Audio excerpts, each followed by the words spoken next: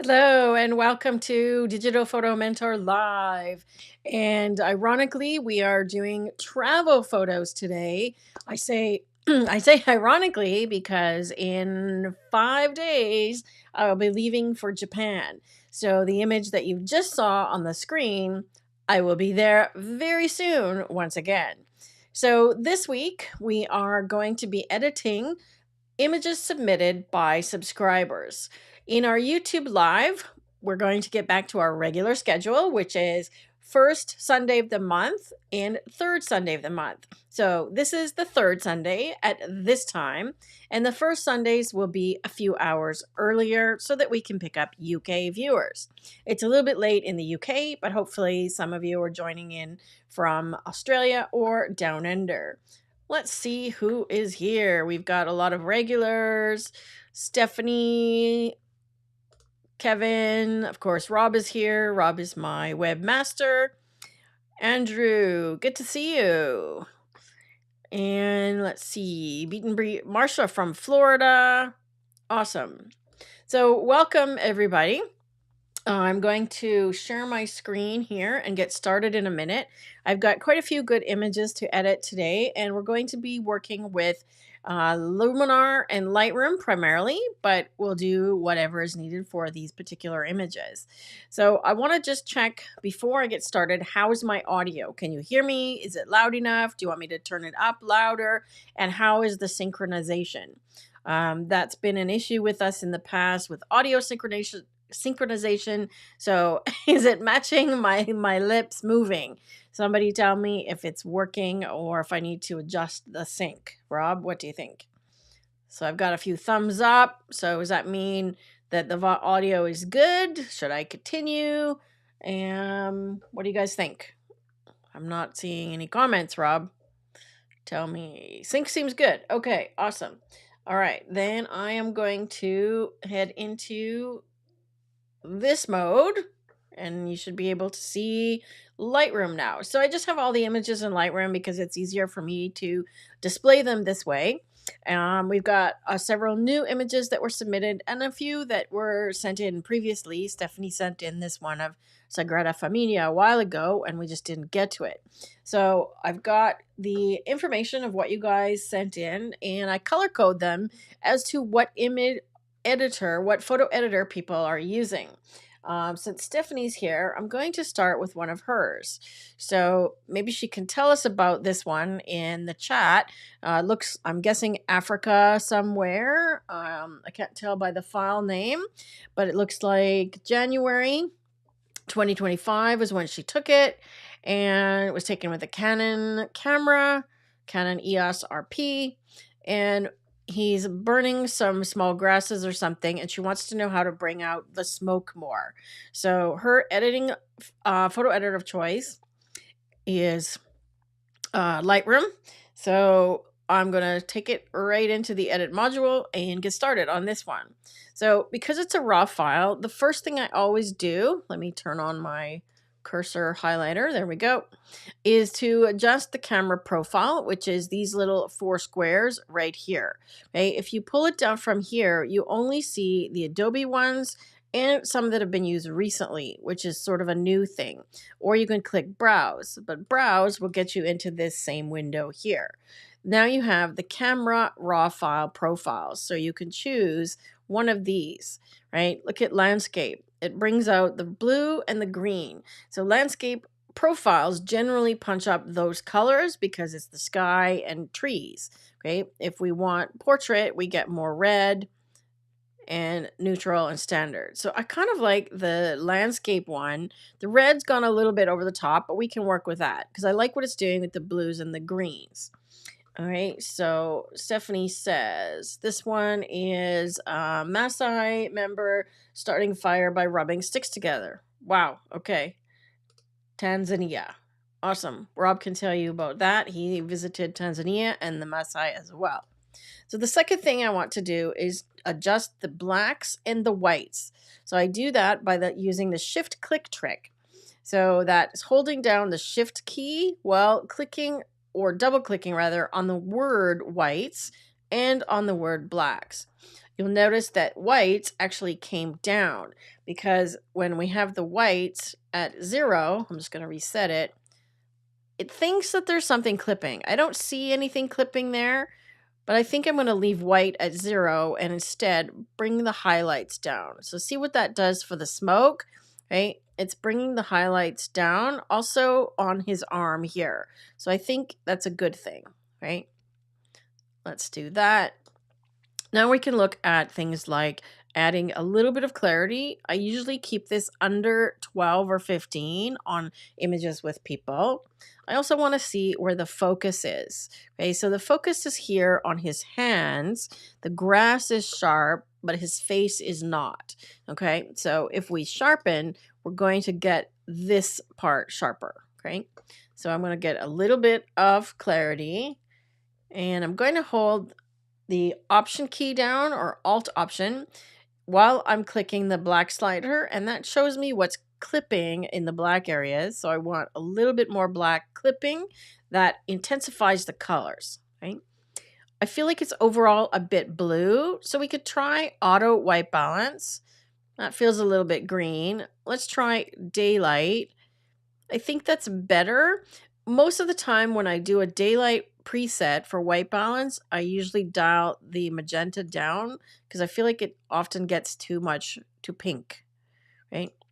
We could also try a custom white balance using the eyedropper right on the smoke, right? That went a little bit pink as well. So I feel like it's a little on the magenta side, but not too much.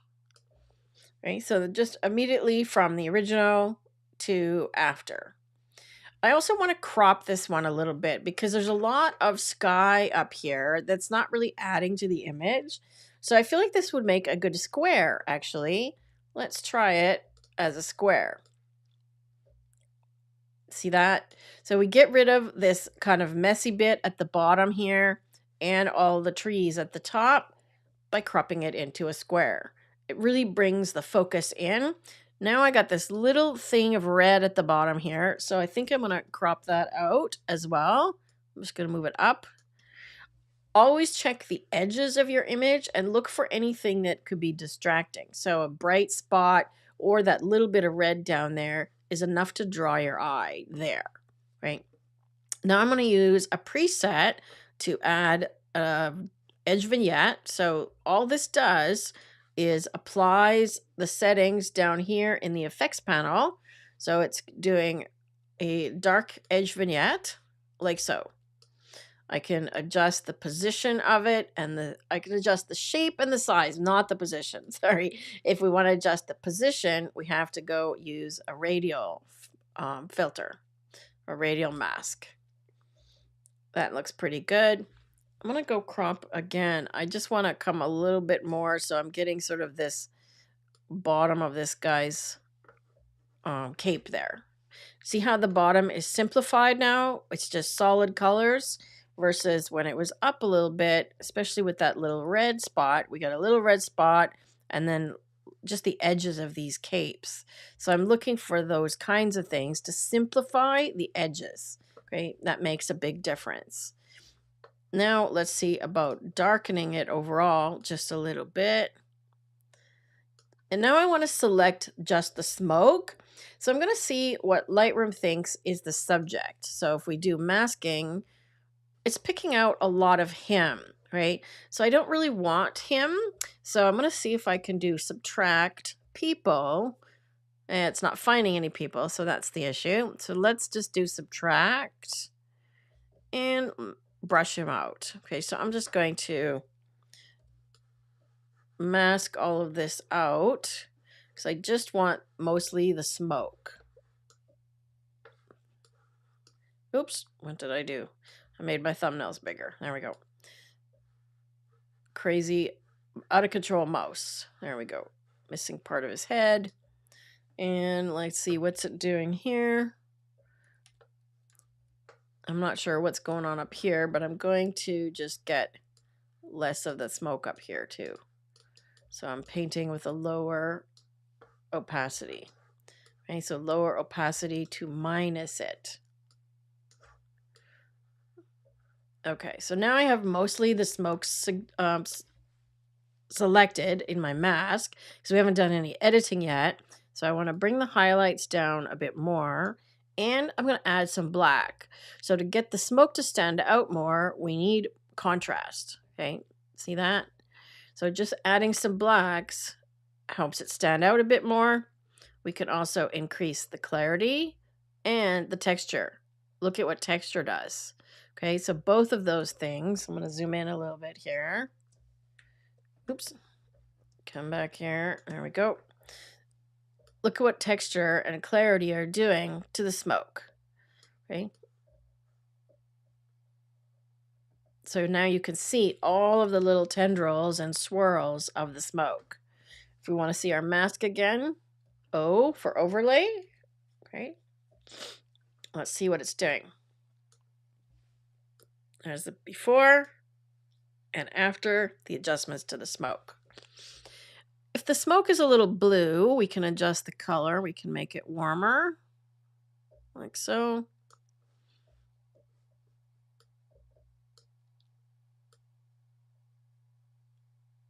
There we go. Okay, so let's take a look at the before. It's a little overexposed, but not too much. And after. Now that I've adjusted everything, I'm going to go back and do shift double click on the whites one more time. Okay, see now it punched them way up. I'm not going to go quite that far, but you get the idea. Now let's adjust some color. I'm going to use the color mixer to bring the saturation down on his shirt a little bit. So I'm going to go click on this targeted tool, click on the red, and just bring saturation down a little bit. And also the luminance. Okay, so I'm just going to darken it so it's not quite so obvious. See that? So the red really stands out. Now we're just darkening it. Okay.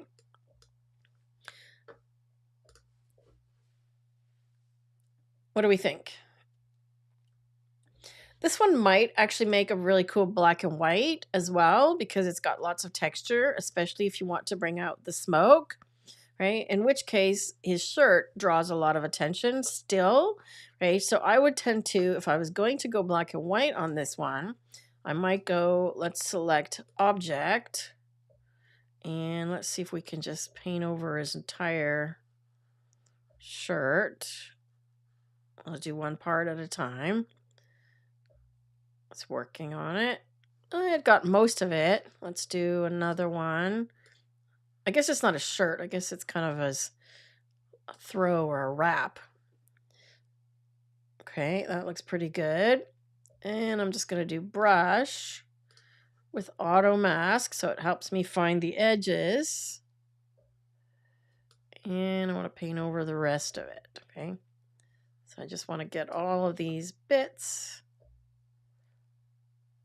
right there, and this part over here as well. Right. So on this one, now we're going to bring the highlights down and just darken the whole thing. Okay. See that? So this one darkens the clothing wrap. We could, let's just call it red cloth. And this one is the smoke. Oops. Just spell it right. There we go. Right. So I'm still torn on whether or not I want black and white. It's a little bit dark now for black and white. Right. But I think the darkening of the shirt or this cloth overall is a good thing.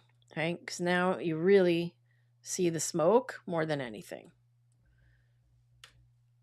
There you go. Let's see. Andrew says that something I wish Lightroom would add is changing the center point of an edge vignette. Yes, I wish so too, but let's say we want to do one that's off center. It's actually easy enough. We can just create a new mask and do a radial gradient. So let's say that I want it over here. Okay, so let's say I want to darken this part of the image like so. Okay, so I create this circle and then just invert it Okay, and now my mask is gonna go. Let's make it not quite so feathered. There we go. So now our mask is gonna go on the outside off center. Okay, so anything that I do here, right, I'm darkening just on this part. Okay, so it's easy enough to do an off center mask or an off center vignette. You just have to use the radial mask, right?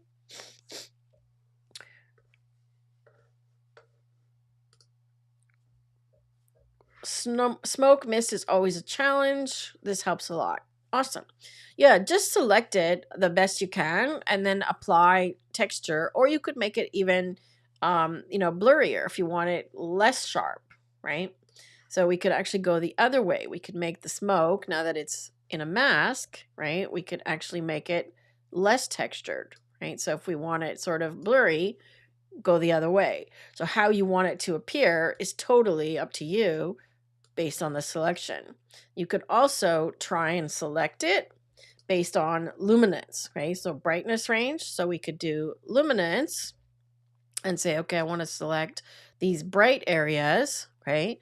Now it's gotten a lot of extra ones, but let's just see if I can minimize it, okay? It's pretty good there. Like, look at the difference, right? If I just expand that a little bit, you can see the smoke. So it's gotten it pretty good. And then I would just have to say, okay, let's just subtract the background and see what it thinks is the background.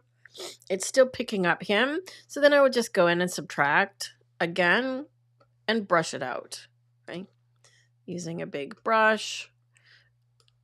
So either way, so I started off by selecting subject originally and then masked it out, or start off by selecting brightness range.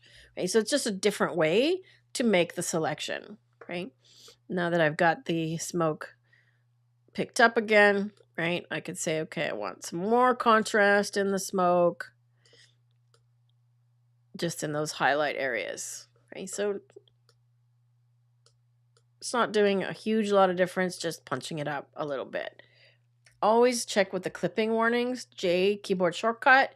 Rob, could you please share a link to the Lightroom keyboard shortcuts cheat sheet, please, for anybody that would like to download it who doesn't already have it? So there we go. Okay, my nose is running. I apologize for sniffing. So that's a Lightroom edit. Now let's go and do a Luminar edit. And since Kevin is here, we're going to do one of his. So let me get over here.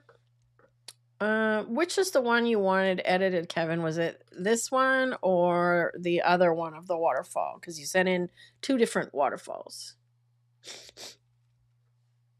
To answer Andrew's question about would color range mask work here, probably not. There's not a lot of color in the smoke, but you could certainly try it.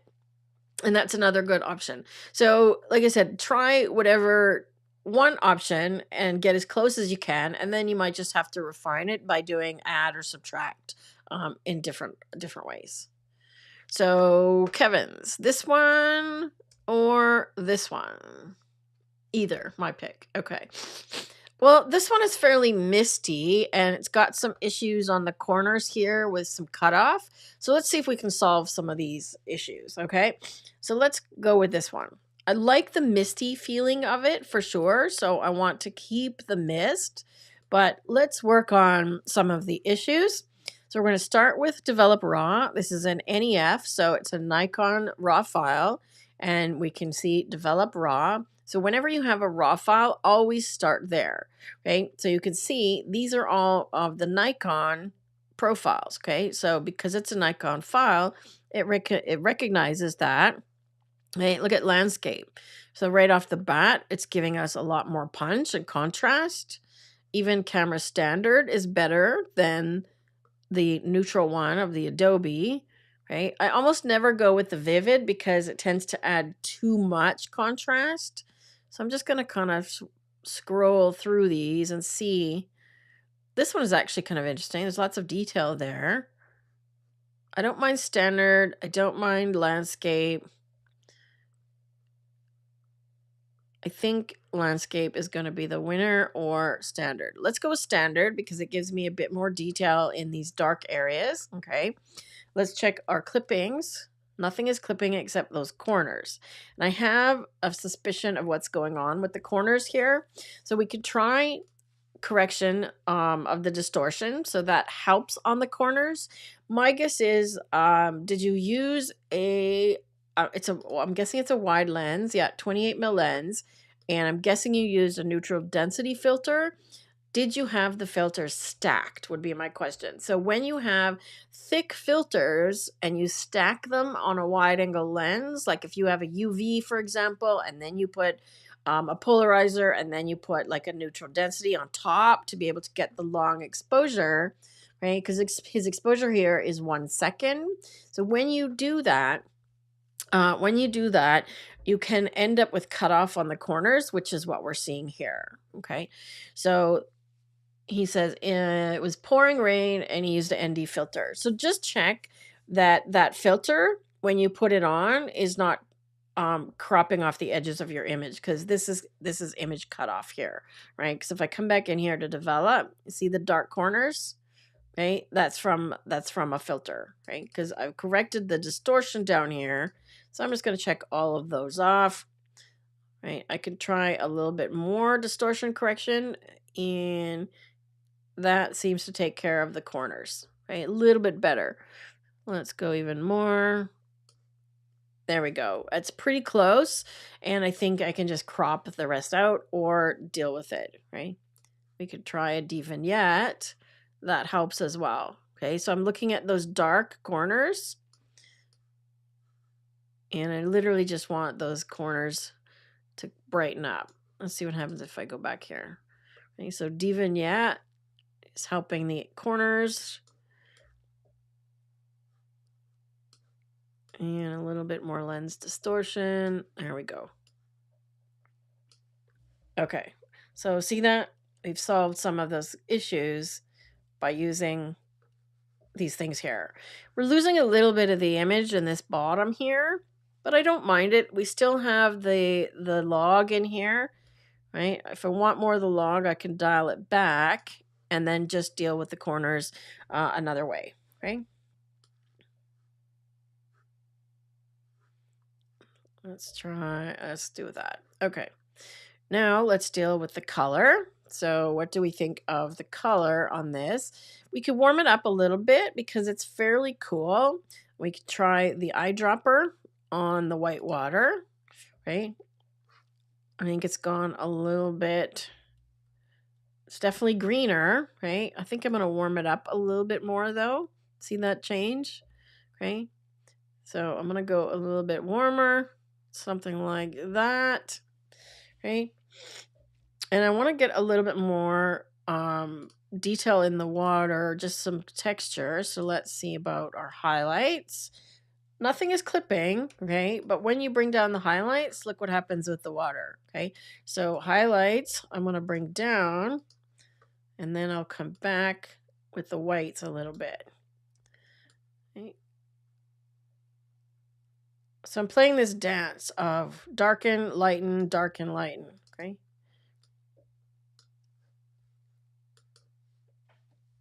So there's our difference. I often do the before and after, look at the color again. It feels a little green now. We can still work on the water a little bit more, okay? And I'm going to just give it a little bit of smart contrast. So overall, I think that's good for develop raw, okay? Now let's go and take a look and see what Enhance AI does. So this one, Accent AI, is kind of like an automated everything. It analyzes your image and sees, okay, what do we think you need to do here? So it's darkening, it's brightening the dark areas, but it's also making the highlights too bright and the greens way overdone. Okay, so I'm going to use this one, but I'm going to keep it a little bit lower, and then we're going to go and adjust the green colors because it's a little bit too vibrant now. Okay, so next stop here is color. So I'm going to go straight to green and make it a bit more yellow so it's not blue. See that? That changes the green colors, right? And let's see if we have any blue in there. See, there's not a lot of blue. Cyan. Let me go down here to saturation. You can also dial the green saturation down if you want, right? Or give it more yellow. So let's bring the yellows out a little bit. Let's bring the blue and the cyan out a little bit. We'll do the water separately because there's a great tool for that. If anybody knows what the tool for doing the water is. And look at the yellow, okay? Yellow luminance is brightening the yellow and it's bringing out more texture in these leaves. So often what I do is I brighten yellow and I darken green. Okay, so let's see what this tool is doing overall. Okay, so it's subtle, but it's shifting the colors a little bit and brightening some. Okay. Now I want to work on this water. Okay, so I'm going to go to structure and I'm going to give it some structure. Right. Look what that's doing here on this part. Okay, so I don't want it as much down here. So I'm really just going to paint it in where I want it into this waterfall. So I just want a little bit more streaks showing like that. See what that's doing? We're getting a little bit more texture there.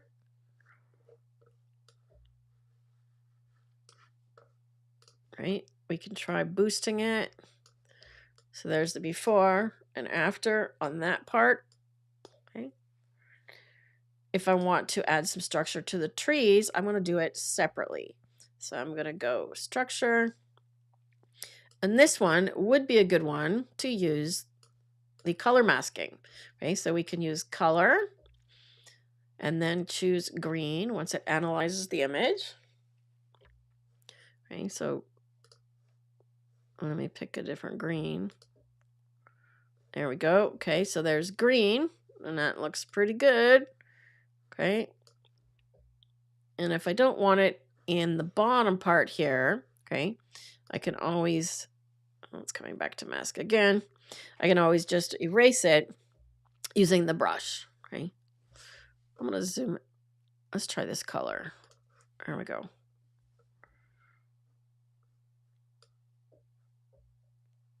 Okay, so I don't want the water. That actually looks pretty good. And maybe I don't want this part down here. Okay, I want to keep that smooth. In fact, I might add more blur down there. Okay. There we go.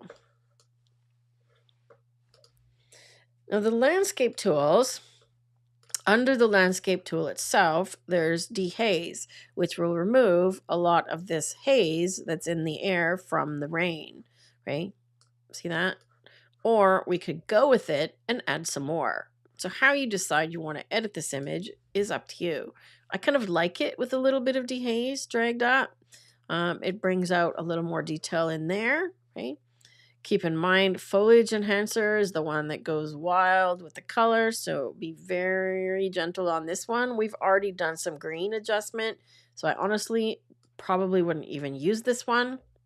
Golden hour gives us more of a sunset-y kind of feel. Again, keep it minimal on this one too. It goes overboard really fast. Still, I'm checking my clipping warnings with my J key often, okay? We could add some more atmosphere if we want some of that fog back, right? So we could have some more down here. It's got a good amount of fog already.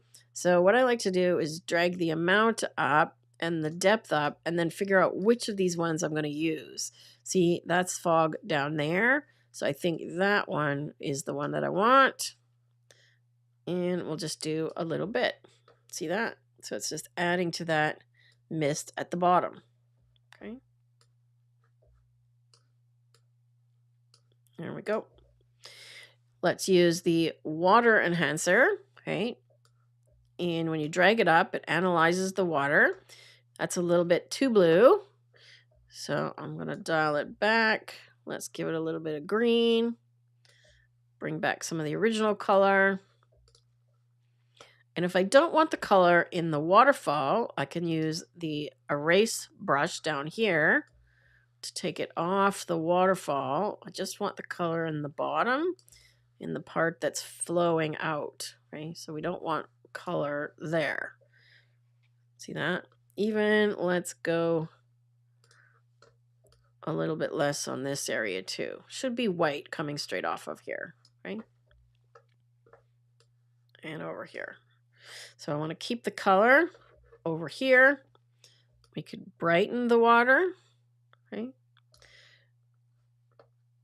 Contrast darkens or lightens as well. Less color. I don't mind that. Let's do a little bit more green.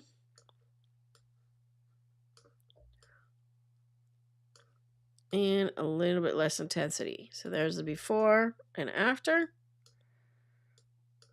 I still feel like it's a little bit funky color. Let's try lots of blue and lots of green, and then just dial it back. I want it to look realistic. So there's the before and after. That looks better. Still feels brown to me. Right? I want to get rid of that brown. And I'm going to erase it a little bit from over here. So I feel like the color is too intense on this corner. So before and after. There we go.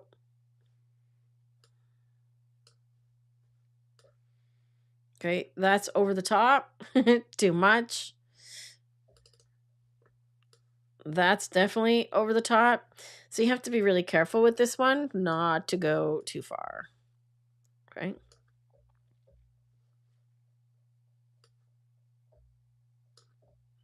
There we go.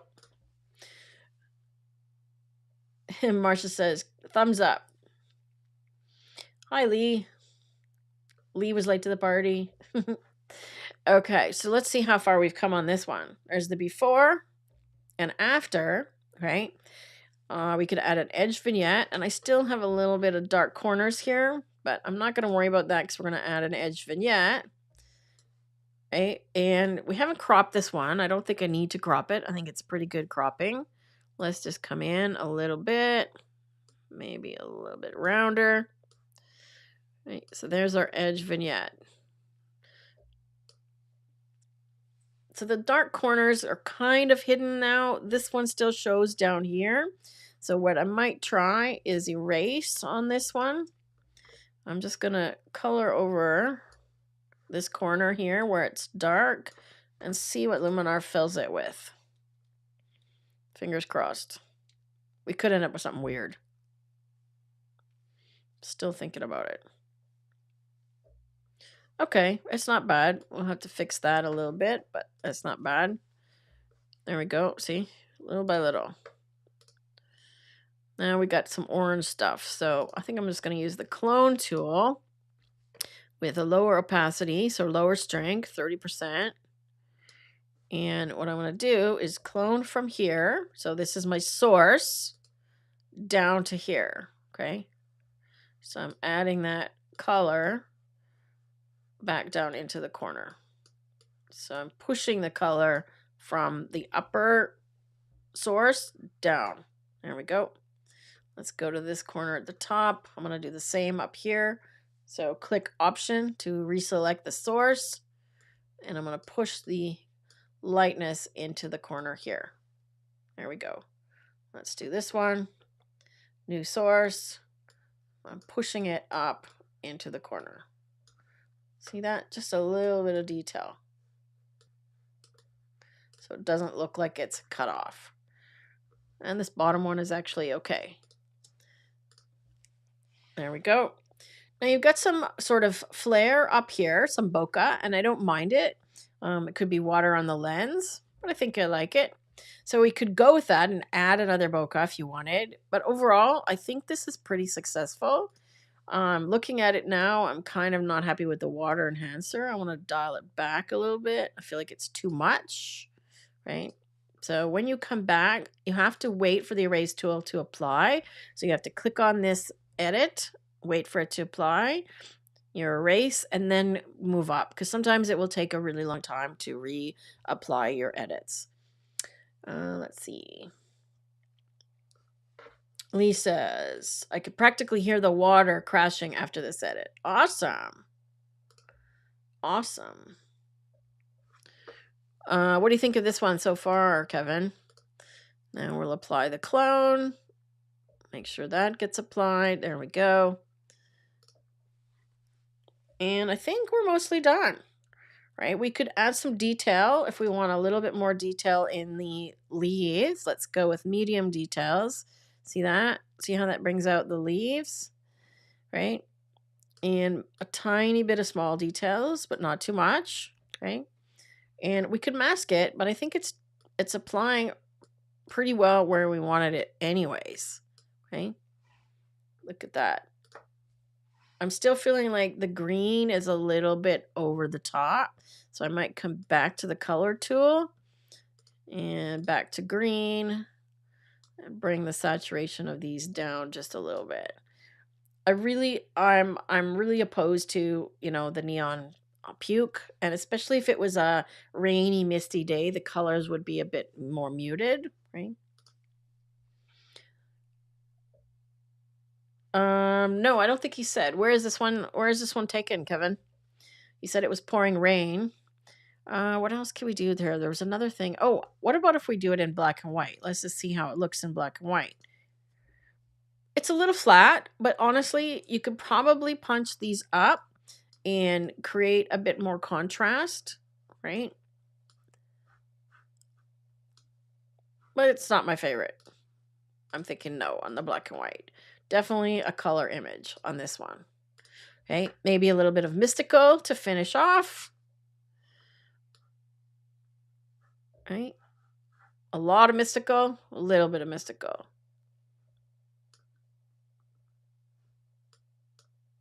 I like what it's doing to the water as well. I think that's a finished edit. So there's the before and after, right? If you want to get rid of the bokehs up here, you can. You could try the erase tool, and I find that it does a pretty good job on stuff like this, right? So if we just draw over one at a time, you could also try the gen erase if this one doesn't work. Yeah, see, that did a really good job. So just drawing over, because it has texture to pull from. So I find that it does a good job when it has something around it to look for, right? See how it's working on all of these? And just get rid of those flares. One more. See that? So it's done a really decent job there. Let's see the before and after. Pretty believable. Okay, so whether or not you remove the flare is up to you. I might want to darken the top of the image a little bit, in which case I would use the develop tool, darken the exposure and the highlights, and then just do an ever so slight linear gradient right about there. Let's see how that looks. Just so the top isn't quite so light. Honestly, even less. Yeah, I don't mind it a little bit lighter, but we'll just tone it down a little bit. Okay. There we go.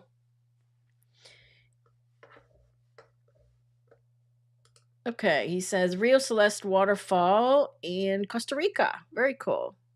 Very, very cool. So yeah, rainforest, it rains. Go figure. Right? Marsha. Looks good. It's been a long time since I've used Luminar. Well, time to pick it up again. Look what a good job it did on this one. And some of these tools you don't have in Lightroom.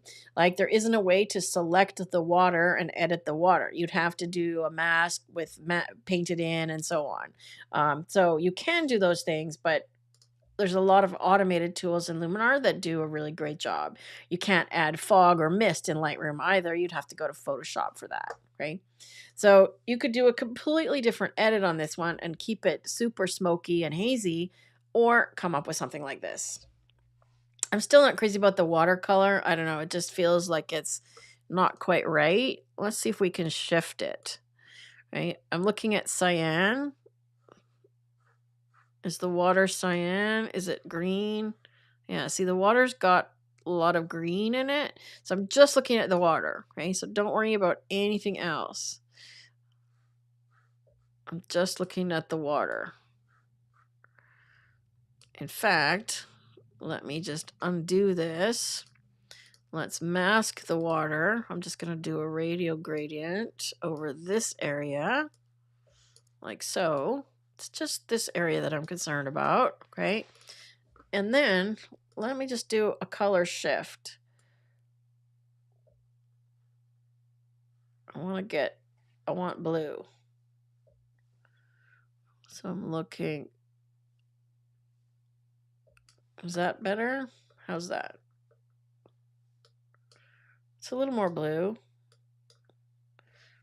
And then we could shift this way.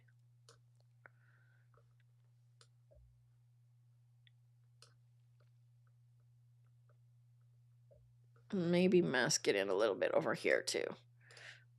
Needs to come a little bit further over.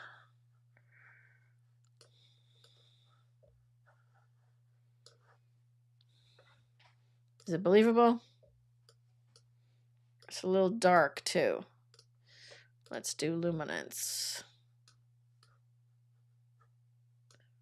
No.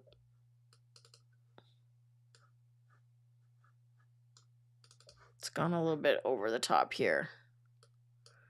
Yep. Too much over the top right there.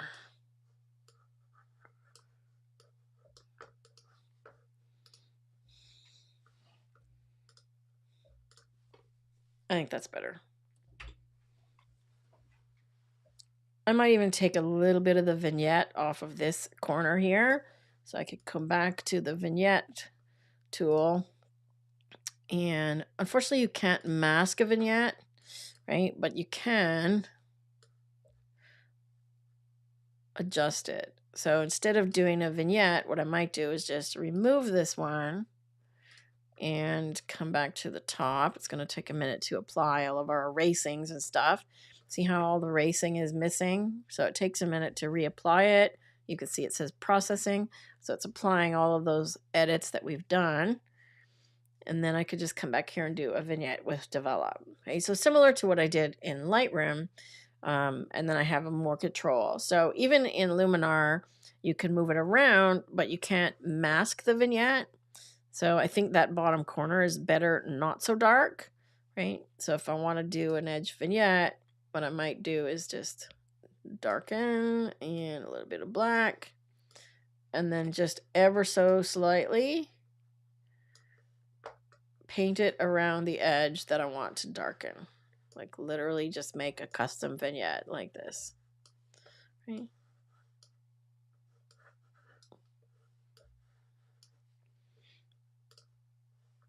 Okay, keep in mind that the saturation just went up, so I'm going to keep that down as well. Okay, so I'm not darkening that corner. There we go. It's known to be quite bluish green. So I think, how does that color look? Steph says better. Yeah, it just was not quite, it didn't look quite realistic to me. This thing down on the bottom corner here looks like the edge of the log. I might use erase on that one too. Again, it's just something that's on the edge of the frame, and I like to keep the edge clean. So things like that I might clone out. Yeah, see, it's made a duplicate now, so that's not great. Let's try just doing part of it first. That's better. That's better. There we go. I might even take this little thing out too. Like a little island with some weeds on it. It gave me another one. That's funny.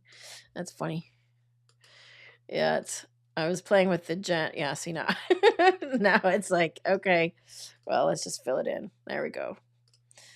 I was playing with the generative tools yesterday and getting some strange results. Okay.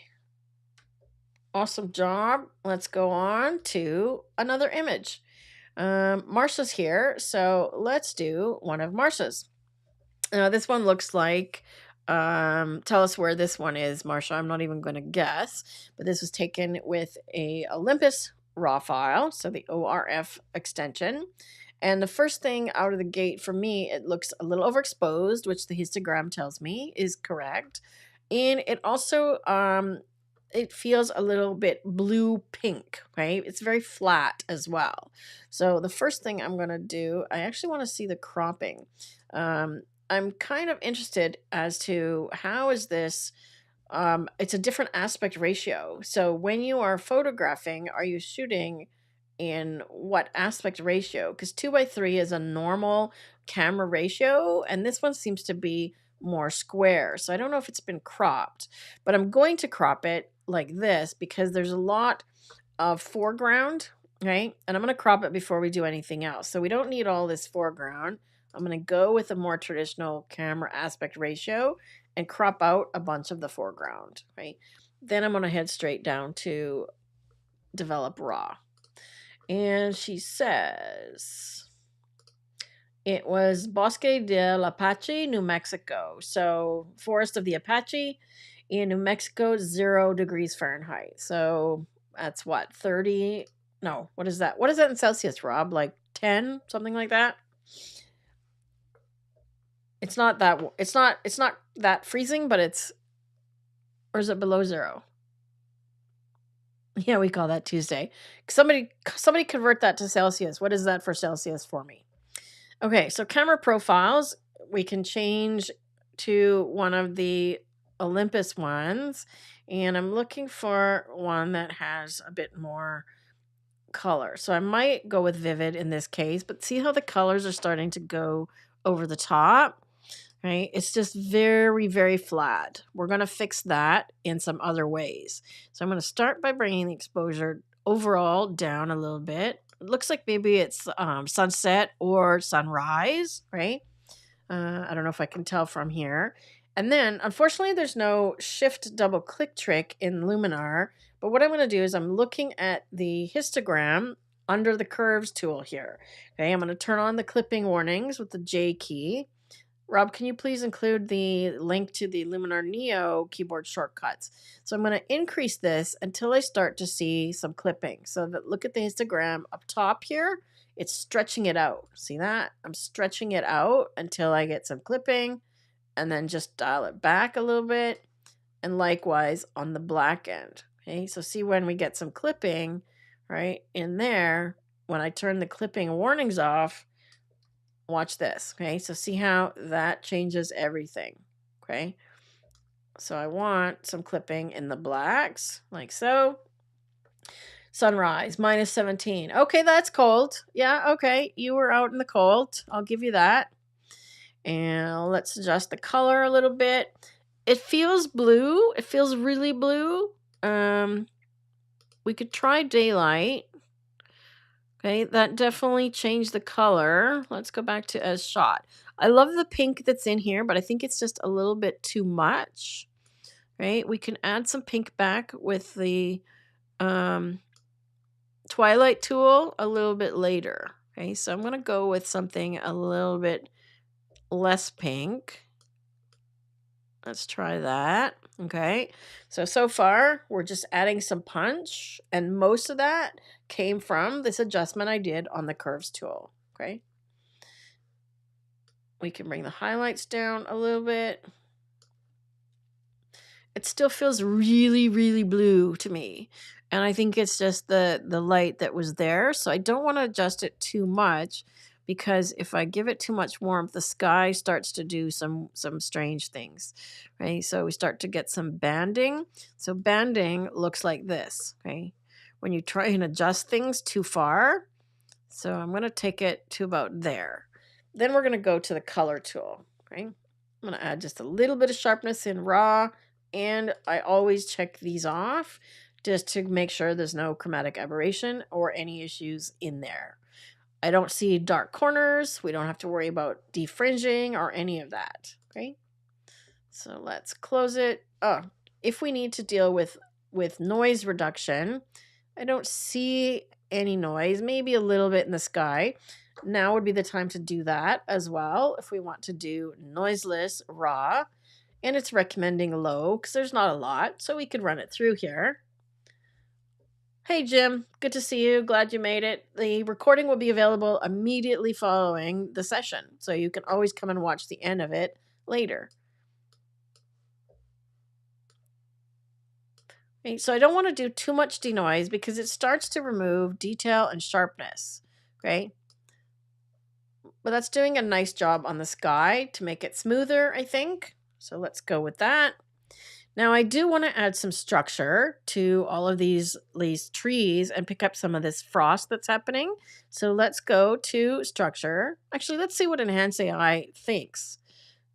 Okay, it's going to give us more contrast. Again, this is not my favorite way to do things.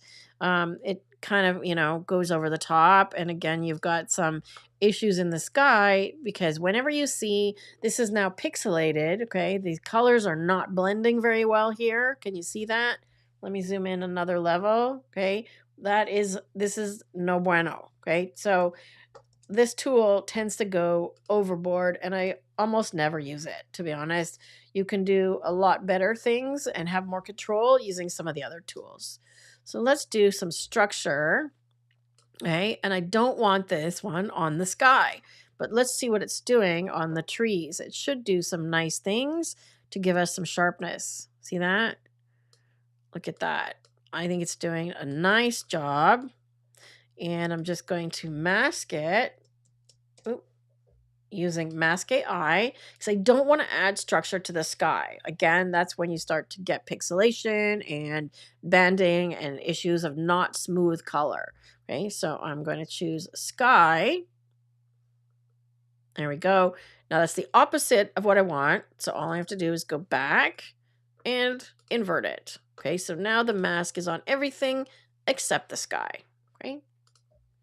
So now I'm applying sharpness or structure to everything.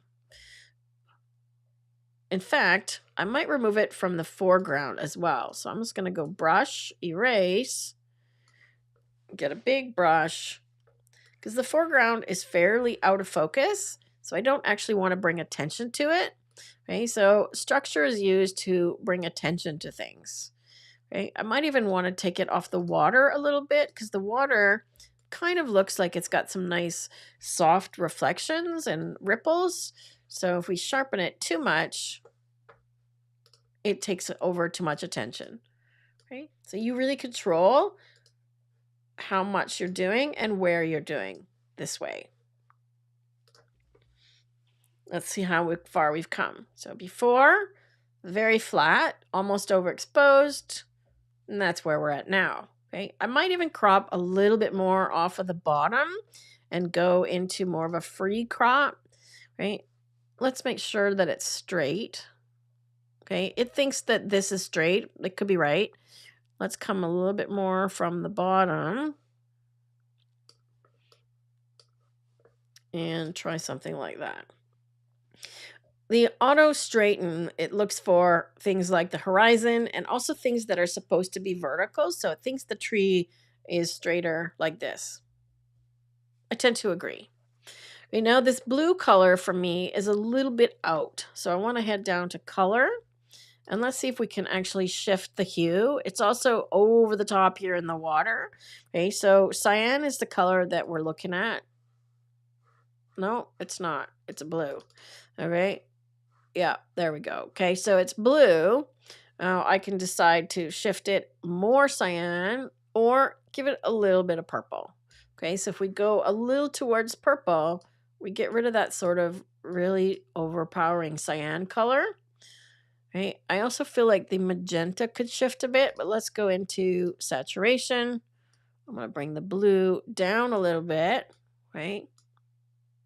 I might come back in and lower the saturation here. I just feel like it's a little bit bizarre. I'm going to shift the red more orange, okay? Because it feels like, see all the things that are red? It feels like the reds are really pink, and I'd like to have more fall colors. See that? Orange as well. We could have a bit more yellow, okay? So that brings a bit more warmth into these areas and less pink, okay? See that? Now we can darken some colors. If we want to darken the reds, we can, or darken the oranges, darken the yellows. Darkening the yellow actually does a nice job of minimizing this foreground element. See that? We can also try to darken the magenta. Oh, there's quite a bit of red in there. That's interesting.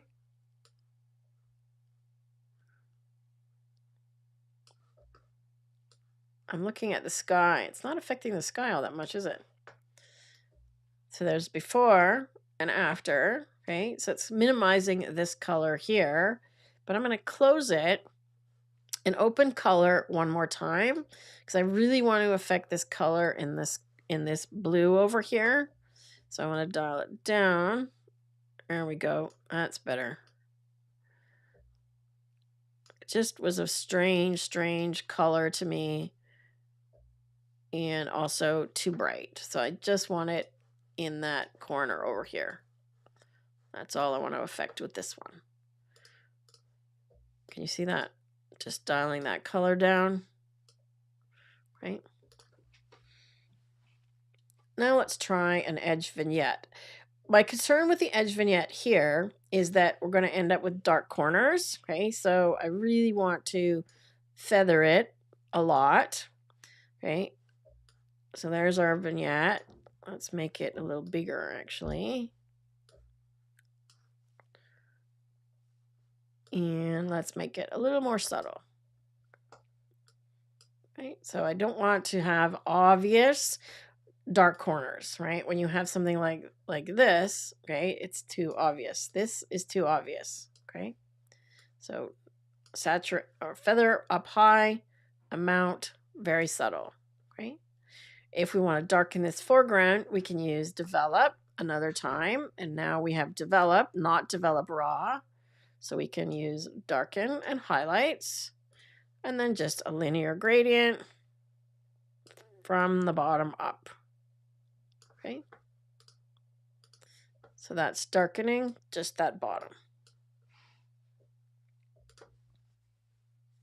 Let's take a look. Before and after. We could also use the toning tool to add some color into the highlights and the shadows. So if we want the shadows to be less blue, we can add some yellow, right? I want to get the color right first. There's yellow, right? So let's add a little bit of yellow into the shadows. Okay, see how that's affecting the hill and the trees. Okay, we can also mask it into just the trees if we want. Okay, and then if we want the highlights, let's say we want them more pink in the sky, right? We can affect just the sky that way. So there we go. Look at that. So split, this is kind of a split toning effect, right? It gives you the ability to warm up one area and cool down another, which is also making me think of another tool. I'm just going to dial this one back. The bottom, color harmony, one of my favorites. Let's try color contrast, right? Look what's happening on the sky if I do that. And look what's happening on the bushes here, okay? Look at that. I feel like the color is a little vibrant on the blue, so let's just dial it down a bit. But it's doing a really nice job on this middle section. Look at that. Okay, take things to extreme just to see what it does. We can always mask it off the sky. That's no problem, okay? We can make warm things warmer, right? And cool things cooler. We can also use shadows, midtones, and highlights to adjust them that way. I would like it off the sky, I think, a little bit. So I'm going to use a linear gradient, and I'm just going to have it affect everything up to about there. Right? So see what it's doing? Look at the foreground. Look at this middle area. Look at how much it's punching up these areas. Right? Might dial it back just a little bit. But it's bringing out that warmth and the orange there. See that? Fantastic. We can make the water a little bit bluer as well. I love it. Let's try mid-tones. No, too much of the blue. I'm happy with that. See that? The other one in the professional area here, super contrast, can help you add some contrast to the mid-tones. Okay, so if we want more shadows, right? Look what we can do. Oops. Okay, just giving us a little bit more contrast in the midtones. Okay. Lovely. Let's try shadows. Okay, so before and after. So look at all of the tools that we have used to get from here to here. I still feel like the blue in the sky is still a little bit unrealistic looking. But you tell me, Marcia, was that more like what it looked like? And kudos to you for going out in freezing cold weather. The sky seemed to shift a bit too much, even though it was masked. I'm not sure which tool. Whenever I use AI, it keeps going and I have to cancel the action. Do you mean like the generative tools, Marcia, or just like any of the tools that say AI, like structure? Or do you mean the ones that are generative? I'm not sure which one you're referring to. Helps the reflections come out? Yeah, absolutely. So I think this is a really good edit. Something else that I might tend to try on this one is a mood tool and choose a LUT. There's lots of really sort of great like autumn LUTs. I've got some, that have red colors. That one's kind of interesting, right? That actually helps the sky a great deal, right? That one's kind of good, but it's going over the top. Yellow and green. Okay, so there's some of these that work well. Let's see what else. Magic Hour, Retro Seasons, Fall. Again, that does some nice things to the foliage. Look at the different colors we can get, right? Shades of red, teal and orange. I've got the amount slider up high, so keep that in mind as I'm looking at these. Yellow, right? I'm seeing what they do on the sky.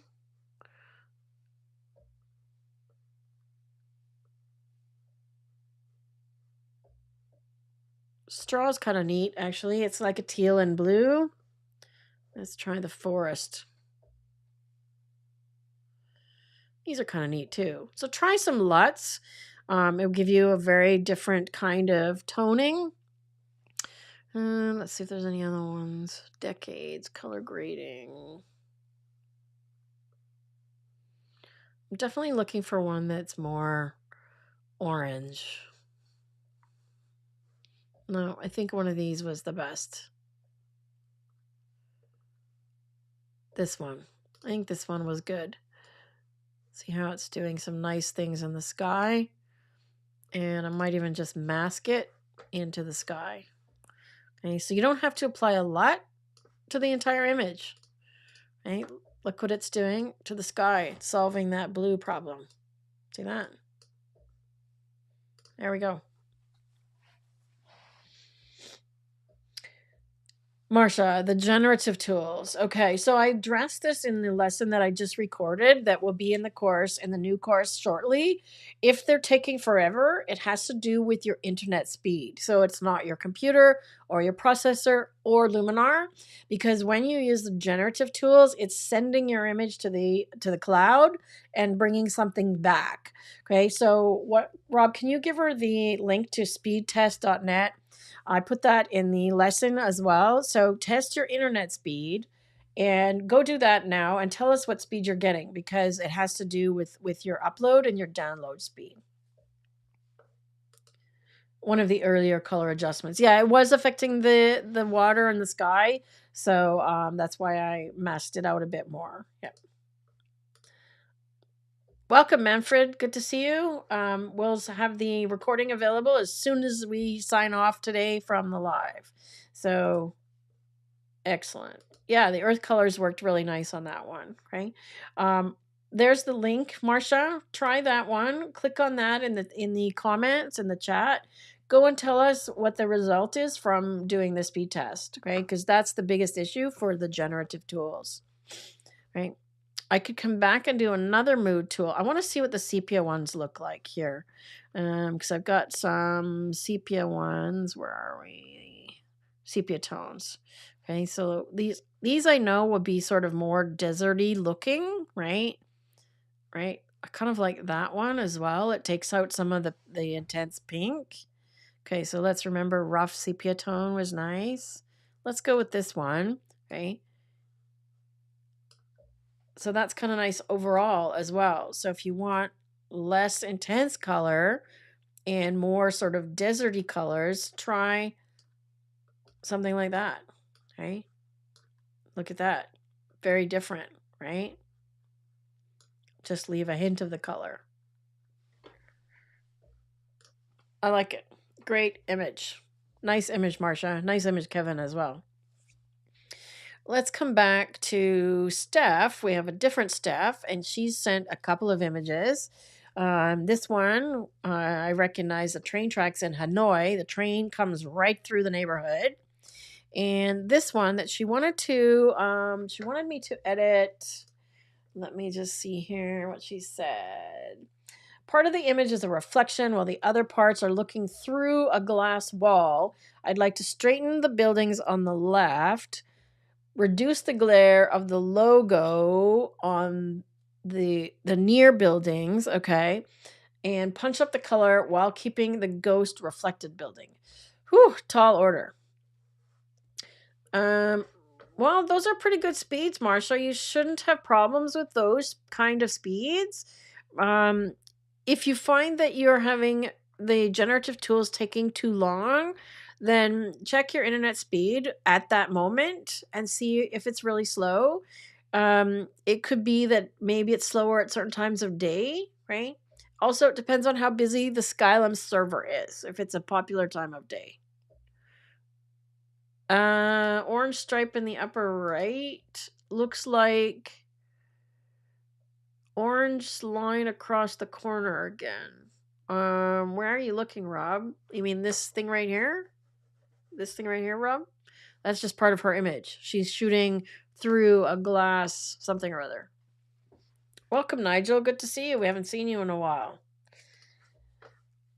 I'm just going to do a quick demonstration for Stephanie because, or for Marsha, it's the top of the wall. Okay, so I'm just going to do a quick gen erase here just to show Marsha how long it should take.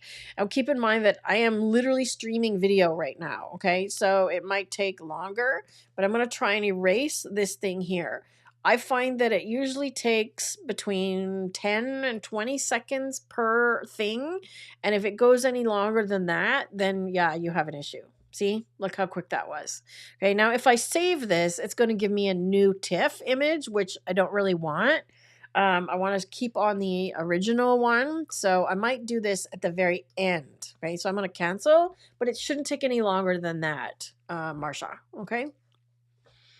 All right, let's see about this one here. Okay, so we're going to do develop raw.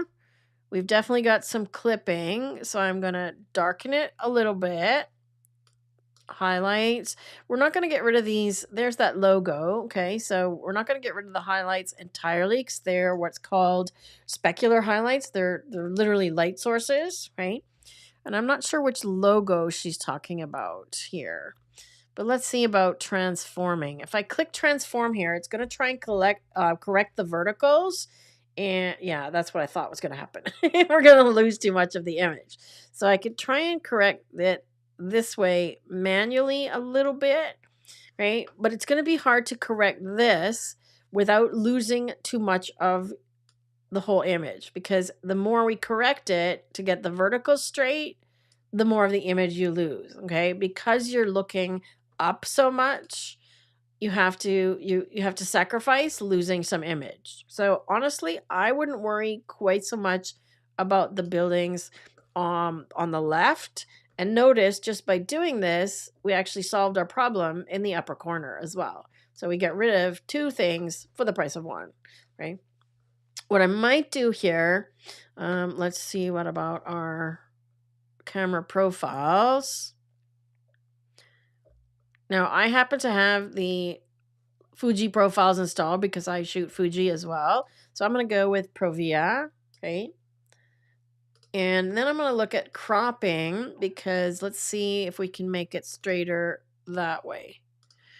Right? If we try and straighten these buildings on the left, again, we're going to lose a lot of everything else. So honestly, I would just leave them like that and not worry about it so much, right? Which logo was it you wanted to get rid of? This one? It's a little bit grainy as well, so we could probably do some noise reduction. So let's do some noiseless. See, it's recommending high, so let's try that. The large white light. Yeah, okay, I assumed so. Yep. Okay, so noiseless. Look at that. It's doing a nice job on the noise. Look at that. And lots of detail still. I'm going to keep. See, if you bring the sharpness up, you get the noise back to some degree. Let's keep this up high. I want to find a balance between details and sharpness. Look at that. Excellent. Okay, so that's done a good job on the noise. And okay, the bright sign. So we could handle that a couple of different ways. We could take the highlights down even more, right? And then we end up with some color in the sign. See that? Right? I do want to add some black as well. I might do that with curves. So let's just tuck in here until we get some clipping. Like so. And the whites are okay. I could bring the whites down a bit. That solves that problem of the sign. See that? Okay, so this is bringing the white down. Now it's overall a little bit too dark. There we go. How about something like that, Steph? So we got rid of the thing at the top, fixed the tilt a little bit, but if you try and correct the tilt too much, you're going to lose the bottom here and you're going to lose too much of this top reflection. I think it's really cool with the ghost building, to be honest. I really do. You could also go into something creative. Let's just do something like this. What happens if we do a tilt shift blur? Okay, so tilt shift gives you this sort of angular tilt, angular focus, so you can make parts of your image blurry and parts sharp. So what if we just blur this side over here like that? What if we do something like that? Okay, minimizes the whole thing. It's not bad, right? We could also do a zoom blur instead, right? And let's put the center. But if I just want it on that part, okay, so I'm going to take it extreme, but I just want it on this bottom here. See that? I don't know. What if we do it over here too?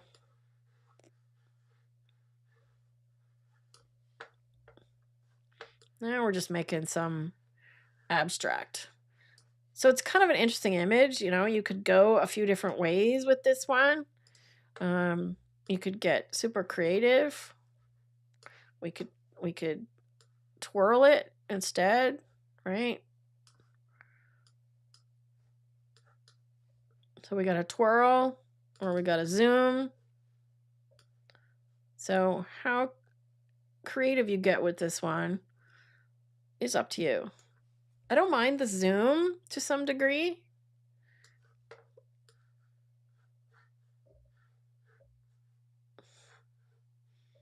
Maybe less on this side. But you get the idea, right? So we could play around with the zoom thing. Or motion, right? Side to side. Or up and down. Now I want it off of these guys.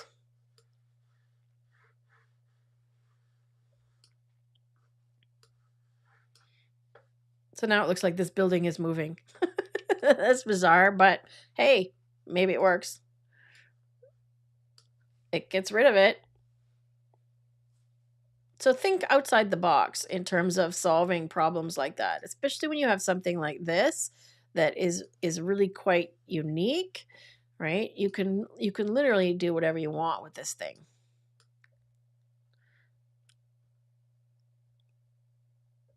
There we go. So there's the before and after. I feel like it's a little bit too dark now. So I'm just going to come back here, put it back. There we go. Okay, so we solved a few problems that way. Would I add stars to the lights? Excuse me. We could try that. Okay, so she's talking about the magic light, right? Yeah, that's not bad. We could do that. I tend to like 9 beams. I don't know why. I just like 9.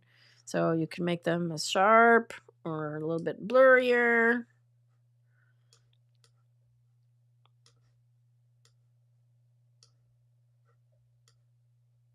Yeah, that's kind of cool too, right?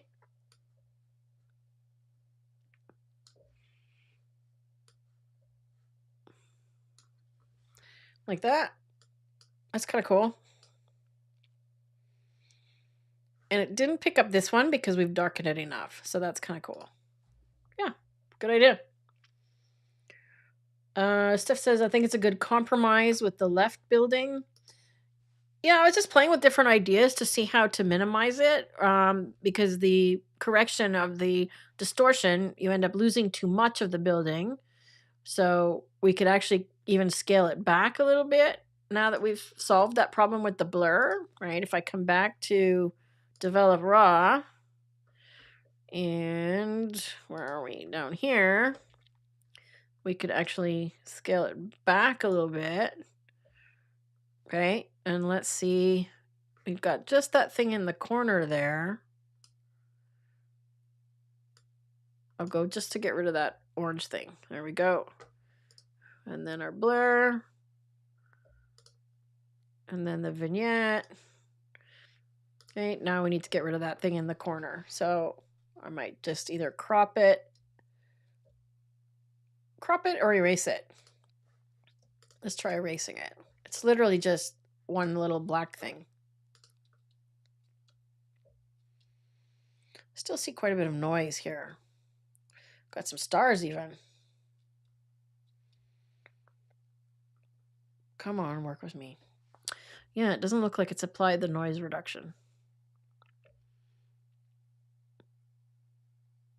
Come on, Luminar. There we go. Well, we kind of did it. Might have to use the clone tool. Oops. Might have to clone it in.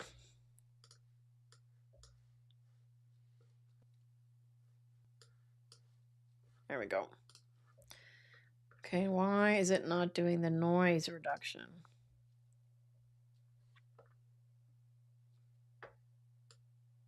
Oh, it is. So it's not quite as intense as we first thought. There's still a bit of color noise. There's lots more. Okay. So I might even want to do some more noise reduction after we do that. But that's up to you. I think it actually looks pretty good. The crosses with the lights was a good addition. That was a good idea. The magic light.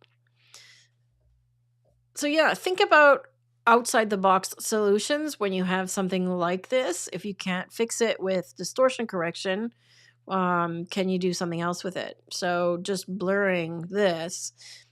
I might even come in and blur this side as well. And now my cloning is missing again.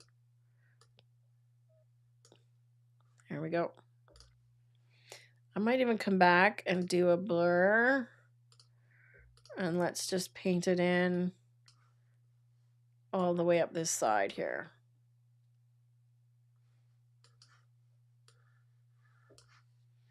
So it's blurring that one as well.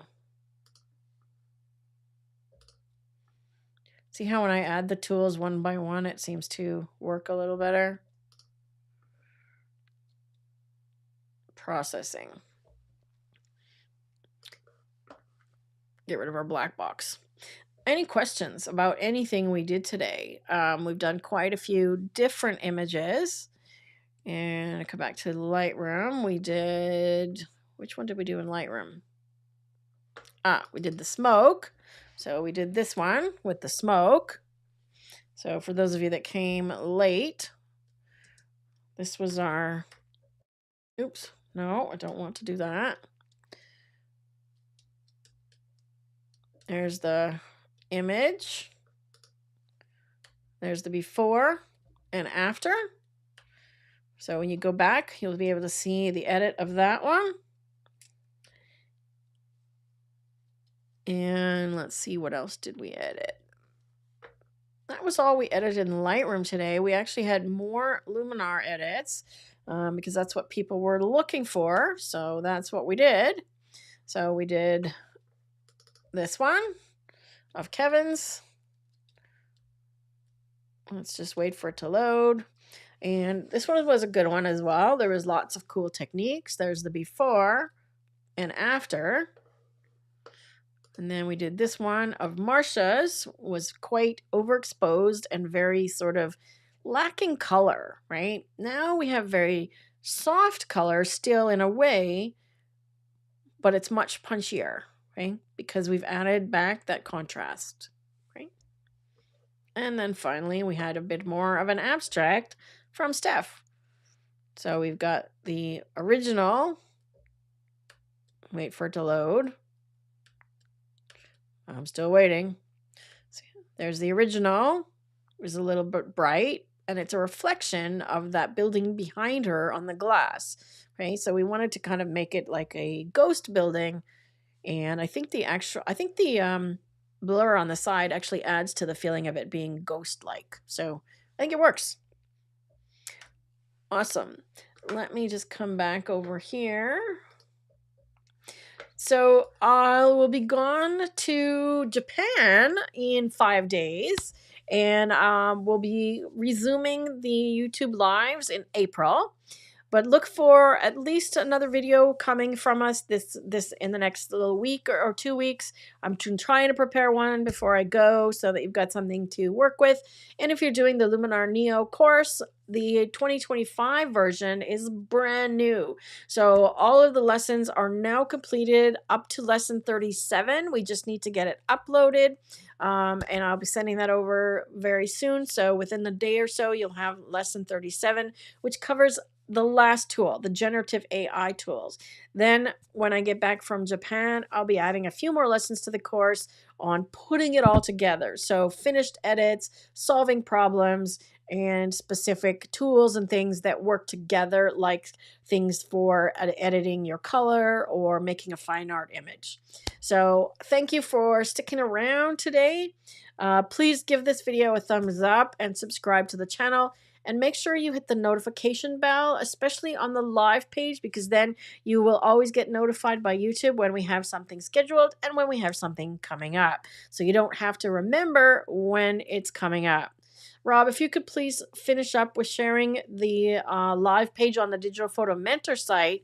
If you bookmark our live page, you'll be able to get all the information for submitting your images so that you can have your image submitted or your image edited by me next time.